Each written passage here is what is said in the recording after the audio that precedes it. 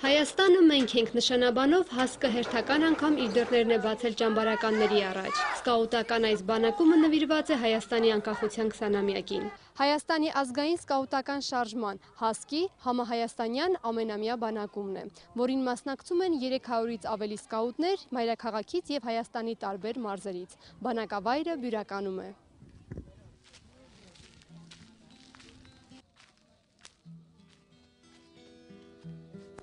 Սկաուտները ապրում են բանակային ճամբարում, խիստ հագեցած առօրյա ունեն և հատկապես շատ են սիրում երգել։ Ասում են, սա ամենաերգեցիկ վրանն է։ Հայաստանի ծովգինին ձեր կենացը թող լինի, բացվի օրը մեր ազատ, Բյուրականում հարազատ, բացվի օրը մեր ազատ, Բյուրականում հարազատ, բարձրացրեք բաժակները սկաուտների կենացը։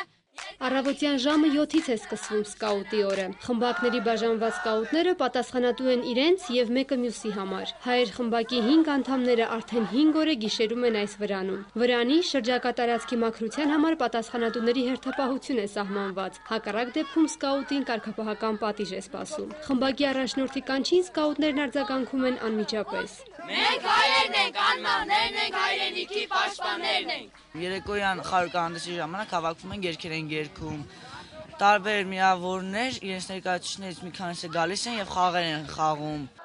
Դրոշի բարձրացման արարողությունը բոլորին միանգամից համախմբում է, սկսած ամենակրտսեր մասնակիցներից, գայլիկներից։ Այս օրերին սկաուտներն արդեն հասցրել են մասնակցել արշավների, բազմաթիվ մրցույթների։ Սկաուտների հետ երբեք չես զանձրանա։ Նրանք դա ապացուցում են անհավանական թվացող պատմություններով ու անվերջանալի երգերով։ Ամենից առաջ, հայ ենք մենք։